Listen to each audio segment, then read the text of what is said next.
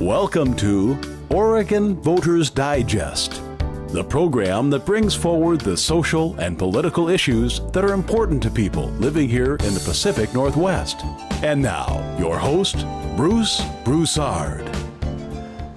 Welcome again to this segment of the Oregon Voters Digest. I'm Bruce Broussard, your host. And folks, I got to tell you right off the bat, Merry Christmas to everybody, and hopefully you enjoy your holidays and whatever.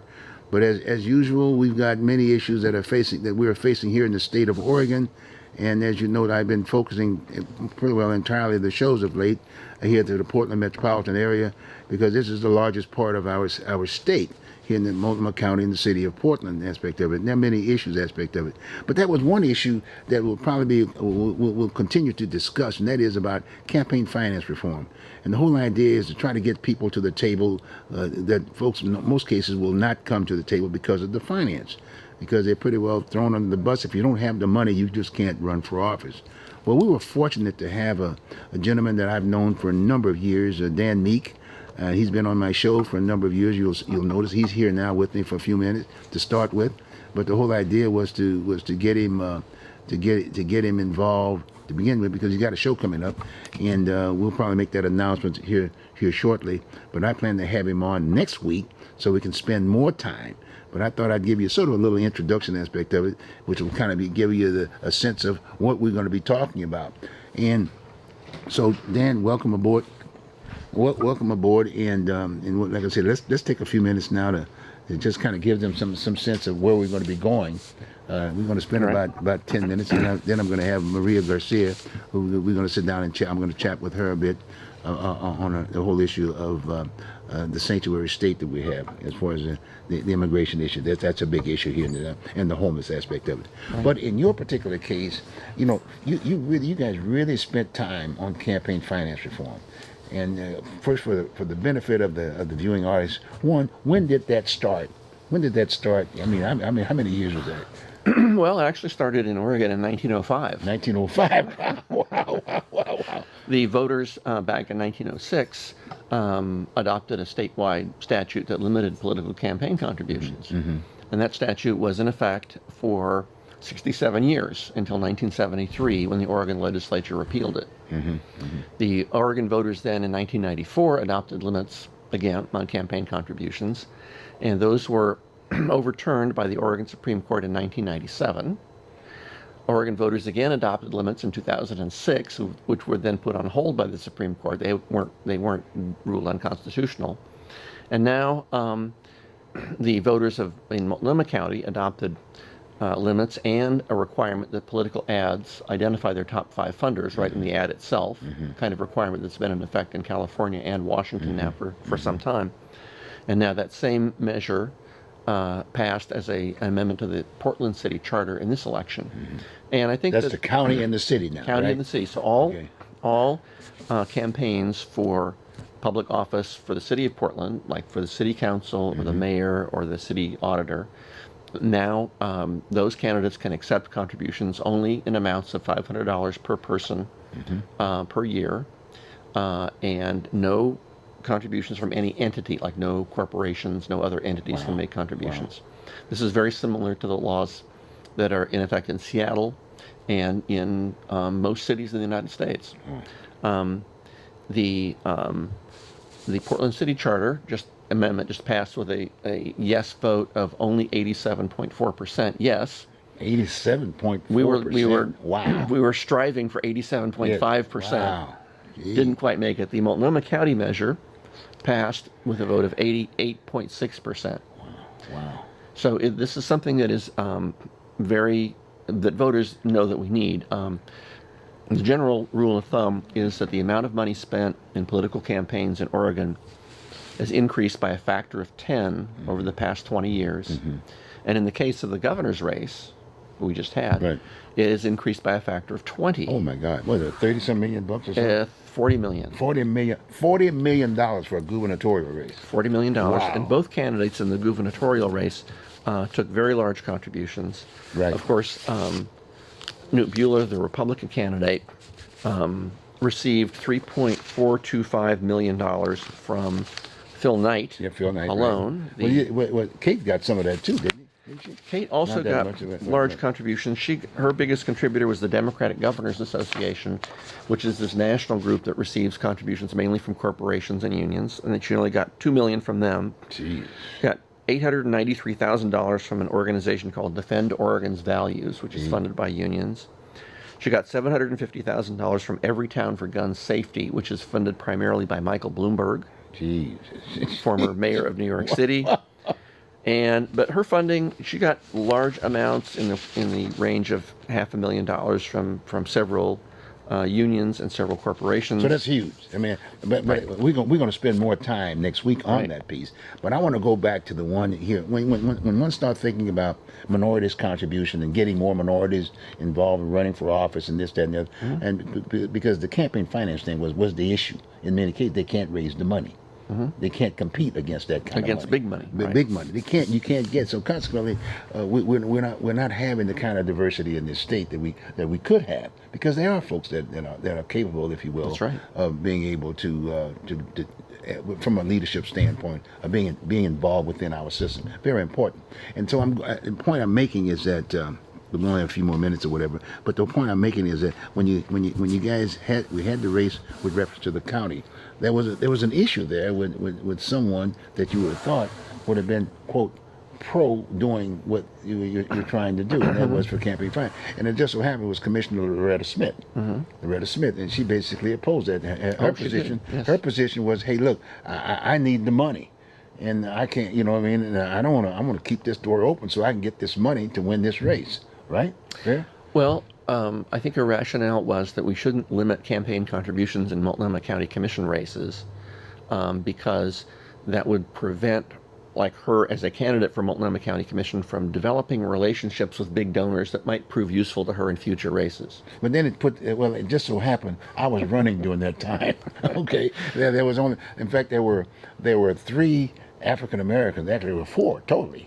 When she ran that second time around, and I just happened to have been one of the candidates that ran for that particular office. 4 blacks. Well, her race for city council against Joanne Hardesty was a very interesting race because she continued in that race to take very large campaign contributions. I'm going to ask you about that. From realtors and from property developers and from construction companies primarily. We have it was actually Seth Woolley did an analysis of where her funding came from, and determined that 48% of it came in contributions of $5,000 or more. Wow. So half of her money came from that, while Joanne Hardesty only had 24% of her funds from that.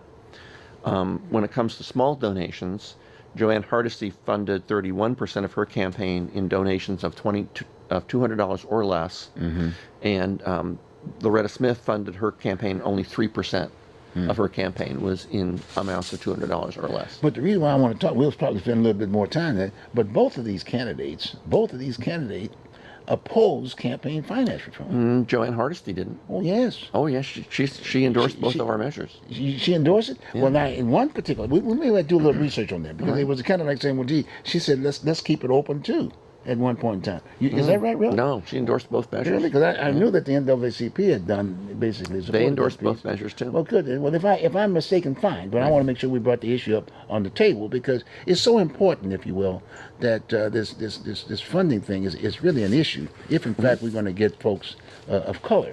You know, we've got Hispanics, we got blacks, we got just people across the board who, as far as I'm concerned, they're not part and parcel, if you will, of the team, as I see it, here for the state of Oregon. We're constantly being said that, well, hey, look, we have the racist state in the union, all that kind of good stuff. But the fact of the matter, to avoid that kind of shit, people need to be given the opportunity. And I think what you're doing in the whole issue of campaign finance reform is really an asset. You know, it's really an asset, and it's going to open up the door. But people need to know, and that's one of the reasons why I want to spend more time with you next week on this particular piece, right? To kind of give us a better feel of one, its origination, its rationale, and to open up the door to say, okay, folks, start preparing yourself. You know, you got 2 more years here. Well, Loretta Smith's campaign spent $750,000. $750,000 for city council, and that now is typically what is spent by candidates for the Oregon House of Representatives, even, where you can win that race with 12,000 votes. Wow. But candidates typically now in contested races there spend $750,000. $750,000. So they're not, in order to run for almost any office in Oregon now, you need to have connections to big business or big unions. Wow.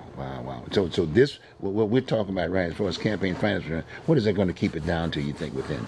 Well, what is it going to look like then? Both of these measures prohibit all contributions from non-human beings, Okay. and limit human being contributions to $500. Okay, right. So I would expect that a Portland City Council race would probably come down to around $200,000. About $200,000. That's not bad. And that's about what Joanne Hardesty raised in contributions of $500 or less. She 48% of her funding was in those contributions, Okay. and she raised $433,000. $433,000. So she raised about $200,000 in small contributions. That's pretty heavy. It's still pretty heavy, if you understand what I mean. $250,000 is not that easy. No, That's a not lot of easy. money. That's a lot of money. Right. What are we going to do about the other little people? Are you going to lower it down a little bit more than that? You're going to tweak it some more? Or can you? Could be. We could tweak it. Okay. We just need to go out and collect, 32,000 signatures every time. I know. Well, as you can see, we're going to have quite a bit to talk about and discuss next week, okay? All right. And I'm looking forward to chatting to you about this piece, okay? All right, I'll be back. All right, buddy. Sounds good. We're going to take a short break, Thanks, folks, and Bruce. get my guest. Thank you very much, Dan. Always a pleasure. And thanks for the good work, too, by the way. Thank you, Okay, Bruce. good enough. All right.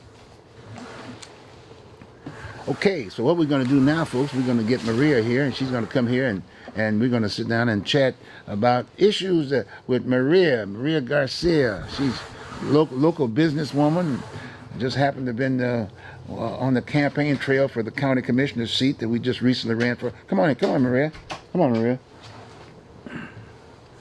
Here we go. We got Maria here. She's right here. She's probably working today. Were you open today by chance? No. You wasn't open today? It's my only day off. Oh, gee whiz. I was getting ready to have some. Let's go have some tea. Let's go have some tea at your place. But Jesus No, Christ. it's close. I Only need a place day I off. can go. Only time I can go. Aspect. But anyway, Maria, welcome. Thank you. Always a pleasure. Always a pleasure. But look, I've got Maria on today, and just for the benefit of some of you all, in terms of why we have her on today, is that, hey, look, we just recently ran for the county commissioner seat not too long ago, and we would have been in the general election race aspect of it, but the money kept us out, right? Remember that? It was the several money and factors, some other factors yeah. too, which that would be a show in itself. We'll do Yeah. this, but the fact of the matter is, she ran, and it was really a neat idea. You and we had who was it? Sharon Maxwell. Sharon Maxwell ran, myself and yourself, and who was our other? Shashila Japal. And the interesting thing about Shashila is that after we ran, and she basically she won in the primary, so to speak.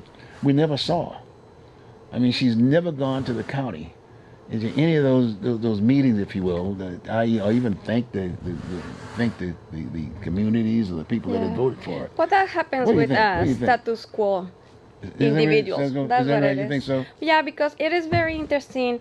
The guest that you have right now Right. and the conversation you guys were having is very interesting, and because when we're talking about money Right. in a campaign, you know, I believe that the money has to come from the engagement from the community, right? Because big money or big corporations, business, Right. they cannot direct the politics of the county, the city, the state. So it's community engagement, and I like to hear, that Joanne engaged with the people, and that's good. But when you have all these corporations, all these payback favors, right, for previous engagement through work, right, and relationships, and that's the money that is backing up a lot of politicians, and in this case, Sushila, nothing personal, Right. nothing personal, No, but it's about the people. It's about the people. about Yeah. the times that we are living, Right. and we need to connect with our leaders, Right. and we need to be heard, and we need to take action, and we need to get engaged. But many of us want to be engaged or try to be engaged, but if they close the doors, right on your face because you don't have the big amount of money, that hurts the community. Yes, it does. Especially now these days where I hear many community leaders talking about healing our communities, Right. and let's throw an event here, an event there, so we can reunite and heal our community. We need more than that. You know, don't offend your community. Give them the place, you know, that we deserve. You know, the engagement. Go, talk to us. You know, the $5 that we have and we want to support. You know, take it, but come and talk to us. Come to our communities. You know, engage with our people, our neighborhood. Hear about us, right? And that's healthy for a politician to do that. To go to these neighborhoods that might be the worst ghettos that we might have, you know, wherever, right? Right, that is the problem. That's the problem that you want to solve. Where all these, you know, bad neighborhoods or, you know, I'm very privileged and very humbled to say that I can go anywhere and I have friends all over from different social status, and you know, and I like that. And I must confess that there's some neighborhoods that are really scary, but we need to know why, what's going on and what's happening in these places, right? And I believe those are the places that politicians should go and visit, because the problems, And the they have needs, too. platforms They have exactly needs. that they're building on, Right. you know, is on the need of the people. So if we can help to support the community members that are in the very bottom, you know, financially mainly, you know, bottom of our society, then everybody else will be indirectly rewarded in many ways, you know. So the challenge is the one that doesn't have, Right, you know, right, the right, housing, the right, one that is living right. on the street, the one that is incarcerated, the one that is in addictions and, you know, and drugs and stuff like that. Those are the challenges that our society have. So their money, their comments, their engagement is as valuable as thousands and hundreds of thousands of dollars that a big company can invest into a campaign. But you know, in all due respect, is that one of the unique things about you is that you have focused in a culture that I've seen. I've been around for some time, but you have focused in a culture issue when it comes to Mexican Americans, you know, and the whole issue of immigration, how they have sort of put it in sort of a situation that it was such in a negative way. But what you brought to the table is that, hey, look here, we were all immigrants in many ways. The Native Americans were the only ones, if you will, and you know, they could say, right, okay, fine, they were here. But in all due respect, even to this day, when you start talking about the DNA aspect of it, I don't think there's any pure bloods anymore today. Yeah. You know what I'm saying? But the fact of the matter is, what you have done lately, one, having run for office, and that's why I sort of met you there to a certain degree. But the fact of the matter is, you are very culturally oriented. You know, and you're a Mexican American. You got me? And we've got a neighboring country, if you will, which is Mexico, and you're from that area. But when one starts thinking about the Mexico and the Americas, if you will, and the Americas comes all the way up to Mexico, and then there's the border with the USA, and you think about all the activities that were happening in the Americas, Honduras, and that whole Guatemala, South America, that whole South America aspect of it, you know what I mean? You think about that, and you see movies and this, that, and the other aspect of it, and it was all in a very negative kind of a way. But there was a people too. There are people across the board, and this is just my feeling, is that but there's never been a kind of an openness to educate people about those little people that were there. I mean, you heard about the funding, you heard about content, you talk about, you know, all of the drugs and all this other good stuff. But you ask yourself, did they create that atmosphere? No, they didn't create that atmosphere. That atmosphere, in many ways, I'm talking about the drugs, this, and the other. And I make that point, and I'm just being very, very, very open about this piece, is that I've known folks from Mexico for a number of years, and they don't even get involved in the whole issue of drugs. They really don't. They just don't do it. Look, we grow it, Bruce. We grow it. Americans like to blow the weed and this, that, and the other, but that's not our thing. We've got to eat. We all have to eat to a certain degree, but there was not a big push agribusiness aspect of it, because the country from that aspect of it, that's where all the produce kind of came, because the weather of the kind of weather.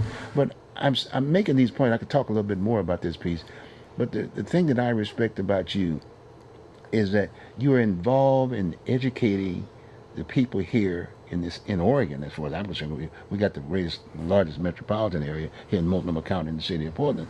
But the kinds of activities that you are involved in, you're educating. When I think about Cinco de Mayo now, I can appreciate that better. But I never could single out a person that I could identify with to let me know what that was all about. I mean, I've heard about the Chamber of Commerce and things, and I know some folks that were there, but I met them in the so-called the money area, affirmative action, construction, and things of that nature. But there was no one that came to the table to educate people about what is Cinco de Mayo. You know, Okay. well, Cinco de Mayo. No, but I'm it's just not saying. Mexican But I'm just saying. independence, But still, No, you see where I'm coming from? Yeah, I understand, but I think it has a lot to do with the type of leadership and representation that we Latinos have. Right. You know, they're on the table and they're representing us. So, and that's one of the reasons why I decide to run for office, because I'm not satisfied with the leadership that I see, right? I'm disappointed. Many Latino leaders don't represent us, period. You know, and I'm telling you this, and I can tell them because I have told them, you know, they don't represent me. So, but there's a very deep disconnection between our own identity, the values, the cultural values, and wanted to feed into the American melting pot, right? And I believe it's a cultural thing to be ashamed of your origin, right? To be ashamed of your looks, to be ashamed of your accent, right? Of the language, you know, that you speak, your mother tongue. So all those are cultural factors. And I understand till a certain point because based on my experience, what I see is that when you live in your home country, you are exposed to the gastronomy, to the culture, to the everyday life, right? But when you leave your country, you migrate to a different country, and then you start appreciating, right? Your neighbor, you know, the food of your mama, and you know, the everyday life. Then you realize that your culture was very big. But it happens usually when you cross the border, you know, not just to this country, but many, you know, any other country. You realize that the culture that you grew up with, right, is rich, right? And but together with this cultural baggage, we also carry the disappointment towards our government, right? The lack of engagement, the lack of connection, the lack of the political disenfranchisement that happens, because if you vote or you don't vote, it doesn't matter, because somebody else has been imposed already based on relationships, and you know, so Mexico is no different than that is here. You know, it's just handled differently. But so that reflects. And this is my own analysis. I'm not an expert on anything. No, that's okay. You know, I just give my opinion. That's I'm not okay. trying to educate. No, I'm just trying to understand I'm a product of that. what is happening. You right. know, I have my own life to back up what I say, right? My own experiences. But so we have all these leaders that most of them, they had some type of suffering. We all have that, right? A lot of poverty, a lot of, you know, different family issues. You know, I have my issues too, you know, so we're not exempt of that. But I'm just trying to understand, why do they carry the shame of, you know, a lack of engagement, lack of accepting their culture. But what is funny is that they tell their story constantly. You know, oh, my mother worked in the field. Oh, I crossed the border illegally, blah, blah, blah. So a reality that actually happened, right? but that's been their story that generates so much money and so much attention because, oh yeah, you went through that, but you are a story of success. Yes, you are a story of success, but don't make money out of that tragedy, right? And that's what I'm against. So it is important to tell our story, yes, but it's important to do something about it, right? Because once you reach a position of privilege, and this can be a good job, you're an executive director of, an organization that represents specific ethnic group, it's your responsibility to tell your story, yes, but to do something about it, and not to try to undermine, your own community, right? And part of that responsibility is promoting the culture. Talk about your culture. What's the meaning of this culture? But happens that many of these leaders don't even know their own culture. I'm still learning. I learn from my Mayan sisters. I learn from, indigenous groups. I learn all the time from other Mexicans. So, and I live in Mexico. I was raised in Mexico, and I have a solid platform of Mexican friends. So it's understandable that many of our leaders that were born here, or they were brought at such a young age, and they adapted to this culture so well that they carry the Latino name, the Latino face, but they're disconnected culturally. So when it comes the time that you have to make a decision when you are advocating for your community, if you are not culturally aware of your own background, of your country, what's going on, if you're not speaking Spanish, I'm sorry, you're not representing me, right? As a leader, I'm sorry, you have to connect with the people, and the language is very important, at least for us, as Latinos. So they don't promote the events. They don't tell the story, the meaning of. Let's just throw a Cinco de Mayo party because everybody likes to drink margaritas, and we bring chips and salsa, and that's our Cinco de Mayo party. Well, to me, that's an insult. It's not. It's more than that. That's the commercialized aspect of the Cinco de Mayo. It has roots. Day of Dead, the same thing. We need to educate our community, but together we have to learn, the roots of our culture. We need to understand where all this coming from. Why do we speak the language that we speak? Why do we look the way we look? Those are deep conversations that we need to have. And it's healthy. It's healthy to talk about our own questions about our heritage, about how we look, our accent, it's healthy. And that's why for me it's really important to create these cultural events, because I'm passionate about it. I like fiestas, parties, and all that. I like it. But I like to talk about, the cultural aspect of an activity. So do you think that normally a lot of people tend to always ask, but we got a number of cultures here, but naturally the other issue is that because we got this one flag situation, the U.S. flag aspect of it, assimilation is kind of important, Exactly. But what I'm hearing you saying, and we've chatted for quite some time, is it because you feel that a person should understand their culture before they start thinking about getting under the big tent? So then when they do get under the big tent, you got my point, it's not gone, you're somebody. Yeah. You understand what I'm saying? You got me? Yeah. Because that's an issue, that's why we're having this discussion, because on this other side, we went through a time period politically when it was both President Bush and President Reagan. They gave citizenship in a political fashion during that particular time.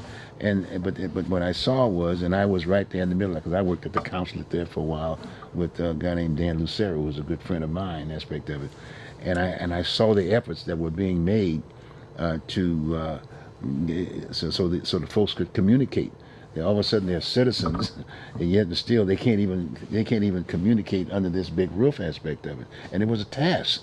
I mean, some folks, you heard some things on the outside where folks said, let's do it, but people didn't really, they really didn't do the job, if you will, of educating why we did what we did. Why did the U.S. do what they did, politically speaking, aspect of it. But when they did that, it was sort of left alone. After the elections were over with, that was it.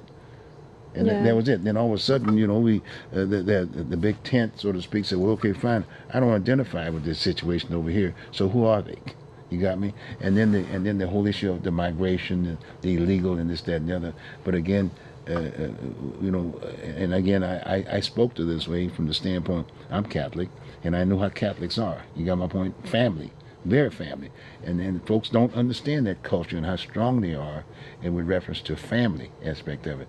So the divide aspect of it, in the word Anchor Bay, all that kind of good stuff. But no one talked about the northern atmosphere in our country, in Canada, as far as the immigrants along that line. People just trying to come in, aspect of it. But there was this big gap over here. Yeah. I think it has a lot to do with... Why is that? Part of what I was mentioning, there's no trust in the government because unfortunately our countries, like many other countries around the world, are so corrupted, right? The people have lost faith on the voting and investing their own time into the local community engagement because you're busy working and trying to make amends, every day, So then in this particular case, I don't know if I'm sure you have followed that about the exodus that took place, from South America to North Mexico. So you have more than 10,000 immigrants, right, in Mexico, stuck in Mexico right now. In Tijuana. In different, and it's still, they're migrating, they're moving. Yes. But that was the ending point, Tijuana and the border, San Isidro. So, but it's a lack of commitment from the government to the people, but also I think it's lack of commitment from us, from the people, with what we have in place. But I understand that if you live in a city where crime is high, there are little opportunities for jobs. You might have hundreds of thousands of students graduating from university, but if the careers that they're studying are not fitting into the needs of the country, of the local, city, of course you have unemployment also, right? So governments have to restructure, their schools, the educational system, and the whole system that makes the country alive, right?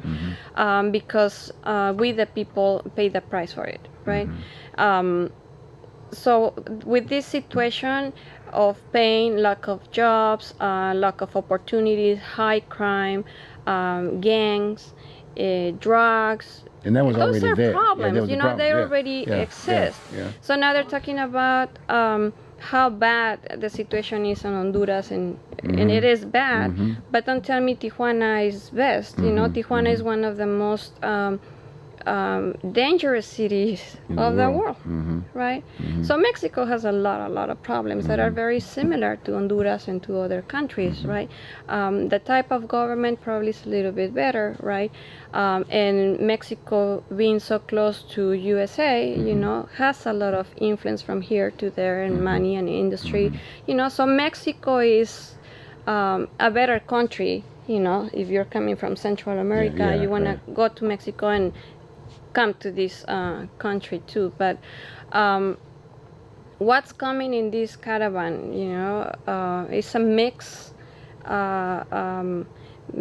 of people with different needs. Obviously, all of us want a better life. And if you are selling drugs, if you're a criminal, then are we really understanding why this criminal is a criminal? Why are they selling drugs? Why these problems are happening, and why these people are coming? And I'm not saying all of them, no. Right. We have that in all societies, right? A lot of kids are coming with the mothers, and kids are coming alone also. So it's a very serious problem, right? So how are we going to solve that? Well, it is a challenge, because if our countries of origin are not prepared to provide jobs for their own people, of course another country is not going to openly say, yes, you have housing, job, and everything is going to be all right here, because you have to provide for your own people first. I understand that. That's a principle of safety also for each country. But don't you think politics again? Here we are again. We got a presidential race that started out right off the front when they started the whole issue about the let's clean the swamps, this, that, and the other. And we had the election aspect of it. And then President Trump, who is now the president of the United States, is there now. Now all of a sudden, that presidency is still, i.e., up for grab, even now as we speak. You got my point? And so now it's about numbers. It's about numbers, and I can see the politics. You got two entities. You got the Republicans and Democrats, and you got the situation. Well, okay, let's legalize them again. Let's do it again, because we got a political process and we need the vote. Well, what I think impact do you think what that's we all having? have in common is that, good or bad, but we need to have a healthy immigration reform. Okay. That's needed. What do you think that? What does that look like in your? And I understand there's some there should be a criteria, right? Right. In order to extend a green card or citizenship to a citizen who qualify, Right. for that status. I understand that. We're not ignorant. We understand there's a process and it has to be in place. I believe that what we as community are against is how through this process people are being treated. The cruelty of not rejecting this new person into our society. It's matter of you qualify or you don't qualify according to specific criteria, right? I understand that, but when people are being rejected and they've been profiled and they've been separated, from their families, their kids, and the whole process after you either were accepted or denied, that's what is hurting the community, right? With these new zero tolerance criteria, it is cruel. It is cruel, and I understand there should be the laws, and it has to protect both sides of it. The person that is applied, the immigrant, and the country that is hosting, here. Do you feel the community is at the table having these discussions now? Because, like you said, I'm sure they do. But see, right now, people are asking for a solution.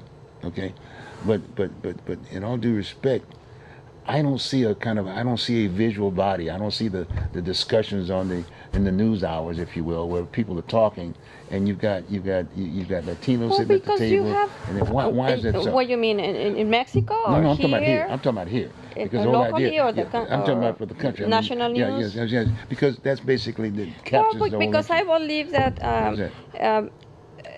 the current president already said we're not going to open, our borders, and he already sent a militia there, right? And they already have a confrontation there. So what other conversation you want to have when he already said this is not going to happen? So he's very firm about that. Right. So I guess the negotiation, how can he possibly change his mind to allow certain individuals that fit, to the process. A good point, but we still have a Congress. It's not just a person. My point, there's still a House, and there's a Senate aspect of it. And my point is that it's like saying in so many words, okay, fine, what's your definition of a solution, okay? And then you ask these other bodies, what's your sense? What's your definition for a solution? Like the Republicans, what's your definition of a solution to the problem? Democrats, what's yours? And then put it at the table. I think what we're trying to. It's all about money. It's money. It's money. We know that. So that's clear. We know Yes. that it's money. So the negotiation is based on how much, who's gonna have what, and how convenient it is for both sides, right?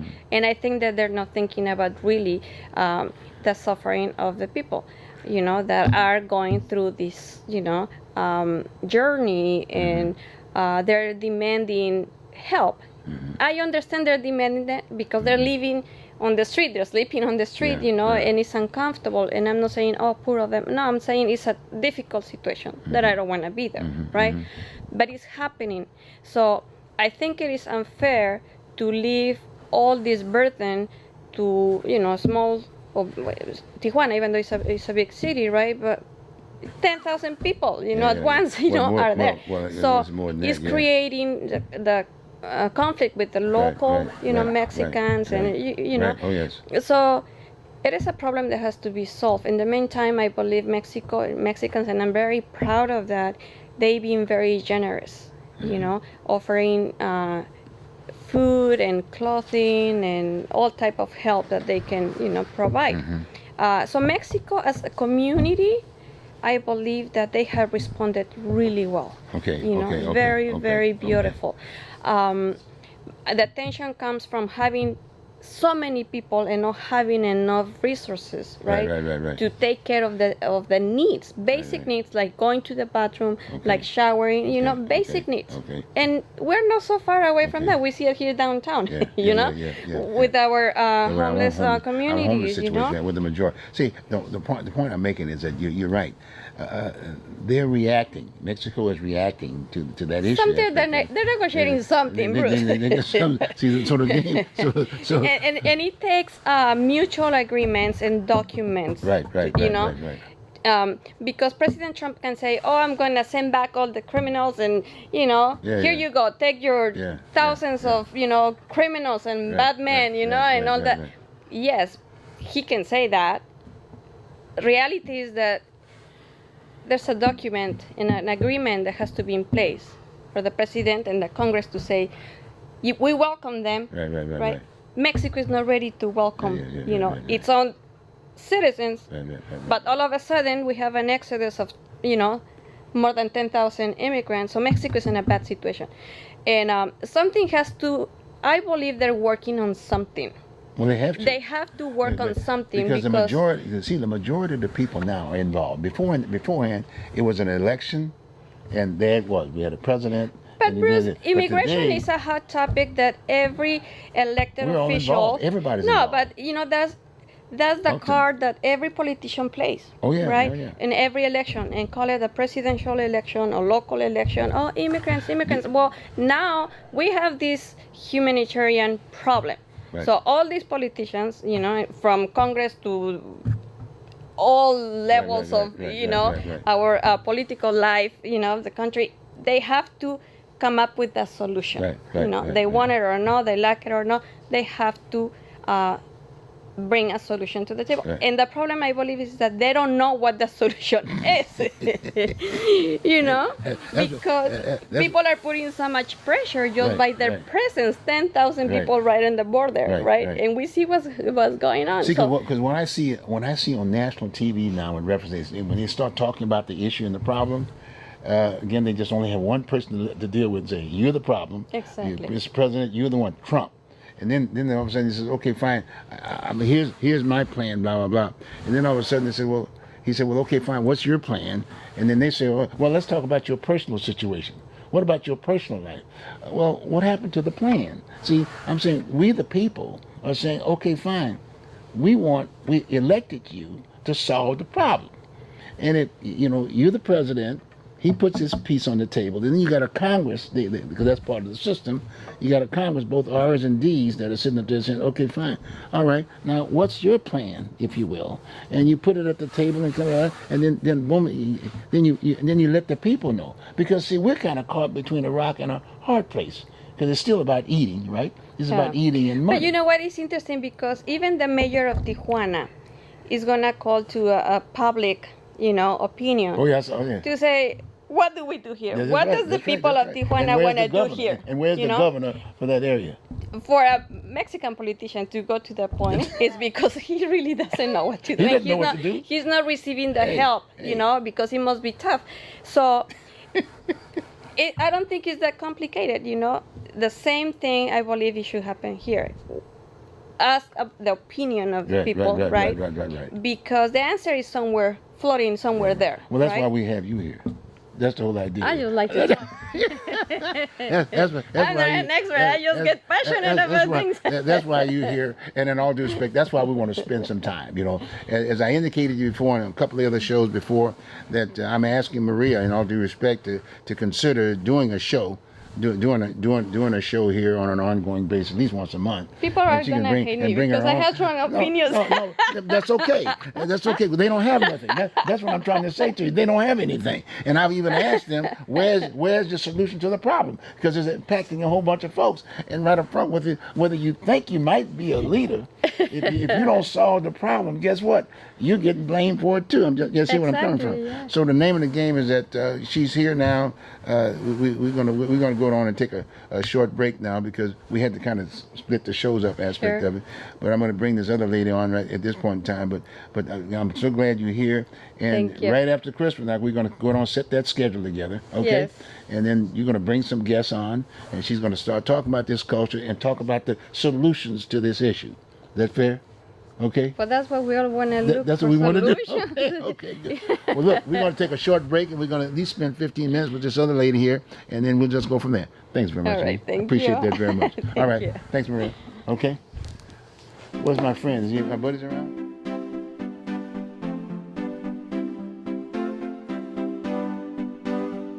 You are watching Oregon Voters Digest. This program can be seen again on these channels on these dates and times. Tell a friend.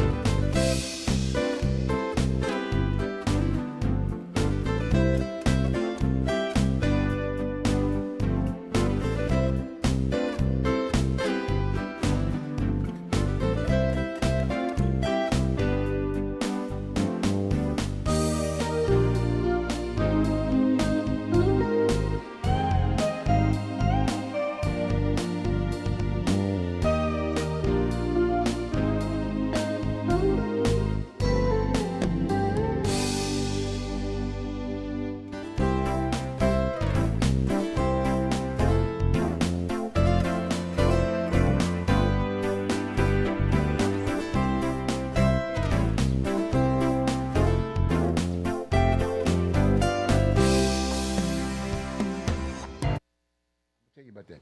You gonna stick around? Or you want me to call you? Okay.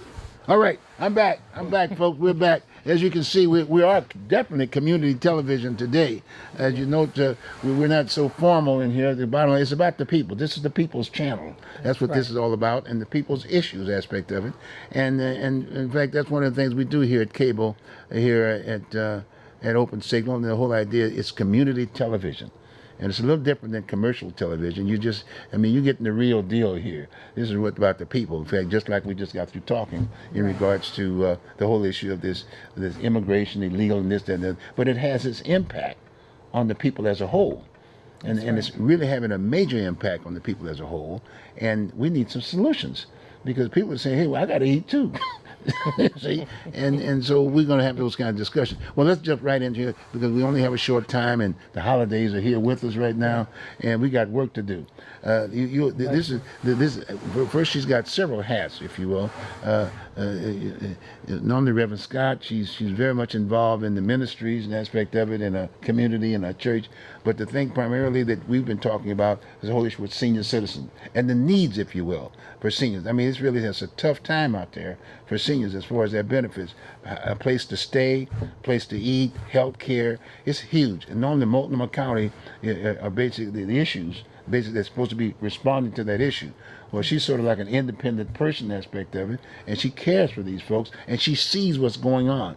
And it just so happened I took her down to the county a couple months ago, about several months ago, and introduced her issue, and she basically went to the table and supposedly the county was going to take care of this issue, and now all of a sudden dollars gone and dollars lost, if you will, and she's almost like back to square one. But guess what? As a result of that, a number of seniors out there are not being taken care of.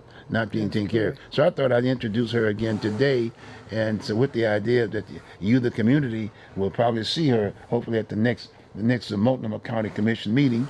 I'll be there also too, and see if we can just reintroduce her. But I wanted you to visually see where she's at, who she is, and then we only have, like I say, about 9 minutes or so. But I want her to explain to them about one, what you're trying to do, real briefly, about your background and where you're going. Talk to us. Yes, I'm Sheila Scott, and a good friend of Bruce's here. What I do is I care for seniors and people with disabilities. I'm in the process of opening up an adult foster home to care for 5 seniors or people with disabilities. Seniors are in great need of good care. And one thing I've learned, Bruce, from taking care of private people, that when you have a good quality of care, your life is extended. So when you're being cared for properly, with good foods, with medication, a good regimen of seeing your doctors and following through on everything that's needed, which is what I call dotting every I and crossing every T, then your quality of life allows you to live a little bit longer. And I'm finding, I did a funeral, this was a part of a funeral this week, actually, to a person that, a senior that could have had a little more care and could have lasted a little bit longer. And I've seen it, down the road, that some seniors that lack care, they don't last long. Sometimes it's because they don't want the care, or they, just various reasons, I could say. But we as a community, people of family and friends, it's imperative that we are continually stand upon our seniors, our parents, our neighbors, our friends, seniors that need to be checked on daily. It just takes a phone call or a short visit. You don't have to do a lot, but just to check on that person on a regular basis. Well, tell me this: Are we caring less now for our moms and dads and people as far as seniors are concerned?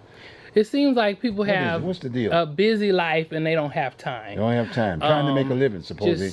Just making a buck. Just doing thing. themselves, doing their own lives. But we have to remember that our moms, our dads, our uncles, our aunts, these people, they need to hear from us. They some of them are lonely. Some of us promise them we're gonna come pick them up, take them to the grocery store, and they wait for us hours and hours in, sometimes days in, and we don't show up because we have something more important to do. That's not good, because we stand on the shoulders of these seniors. They've paved the way for us, and I believe it doesn't matter who they, if it's your mother or my mother or your father or my father, uncle, aunt, they deserve a great quality of life and care. Just checking up on them. I know when my mom was living, she'd call 5 people in one day and say, I need a loaf of bread. And when you get there, she's got 5 loaves of bread, because my mom, she made sure she's going to call someone and somebody's going to follow through. It may not be you. You may have something to do, but eventually somebody's going to come through. But we're not being reminded the fact that we're going to be seniors too one day. Exactly. Yes. You know what I'm saying? You have to know that you never know how this life is going to take you. Right. You never know who's going to be the one to give you a glass of water. Right. It's important that you realize that, as the old people used to say, just keep on living. That's right. If you just keep on living, you keep getting up every day, sooner or later, you're going to be a senior. You're going to have some ailments. You're going to have something that you have to deal with. You're going to be there one day. Exactly. And so, it's a good thing. And I found that, even just observing other people, that you can't rely on your children because you don't know. They may be married. They may decide to move to Egypt. You don't know where you're going to be or what's going to be when that time comes for you. So it's good to build a community of people around you. It's good to check on the seniors and make sure they have good food, make sure that they have water, setting up a disaster plan, talking to them about emergency situations, who should they call, talking to them, setting up good programs. We are failing our seniors. Well, now put it this way though, but we are paying for that system. And my point is that, people working every day and they're putting money in the pot, i.e. the county, and then at the county, yes, and then sir. these folks are supposed to be responsible enough to resolve those issues that you're talking about. And that's what we're talking about. Here you are, and that's what you were doing as a care person. It's not just your family members you're taking care of. Oh, no. You're saying this other thing aspect. These are people, some people, I don't even know them.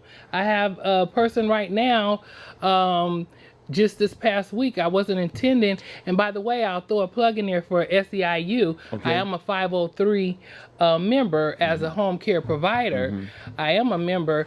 Paying dues. There are so many people in great need of Yes. care, of quality care, and there aren't enough people. And I interviewed with a lady on last week. It wasn't a position that I wanted to take, but she doesn't have anyone to care for her. But what happened to the county? The public feels we're putting all kinds of monies in that situation. What's the problem? I'm sorry, but you know what? Sometimes it is what it is, and it just seems like the county's dropping the ball, here and there. There's so much work to be done. There's so many things need to be done. There's so many people that need care, and I've just found that I cannot do it all. Right, There's a lot of work out there. So if you need a job, if you are not employed and you need a job, there's work in the home care aspect. Through Multnomah County Aging and Disability, you can be a private contractor to work for yourself. That's what I asked you about that. Yes. Yes. You can do that.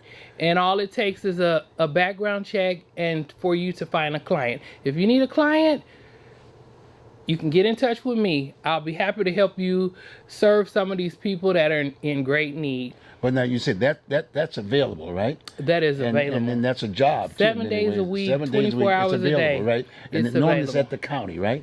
Well, that's what we talked about when I first met you, and then I took you to the county, and here we are sitting today, and they did not respond to what you were sharing with them. Exactly, and deal? I was trying to take it a little bit to the next level, which is opening up a facility, Right. a home. Well, Right. my vision is much broader than that. Right. But to start out with opening an adult foster home, Right. which you're allowed up to 5 clients. Right.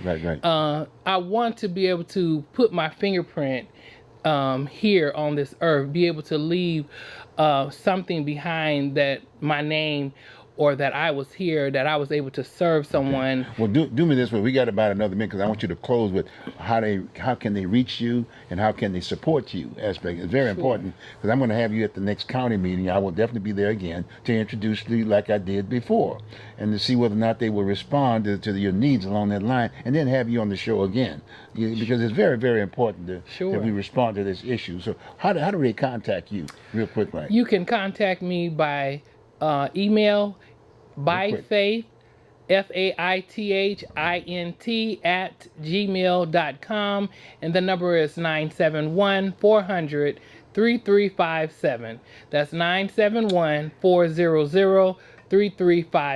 And by the way, you can call up the county chair or call up the commissioner for that particular area. In fact, we got a new commissioner for the district now. She's Sheila Japal. She just got and she's going to be basically replacing Loretta Smithspeed. Give her a call or give the county chair a call and ask her about those questions and whatever. You got her phone number and you can mention her name. You'll see her on the county this next Thursday because I'm going to be there with her. Okay, fine. So and then we're going to have you back on again. Great. Okay, sorry for the short time. No problem. Happy holidays to you, too. Thank you. Okay, Greetings. good deal. Okay, fine. Folks, take care. Enjoy yourself. I'll see you next week. We'll have another show there. And then from that point on, it's Christmas time for about 3 shows after that. And so you're going to just take it easy. Enjoy yourself. Take it easy and care. Okay?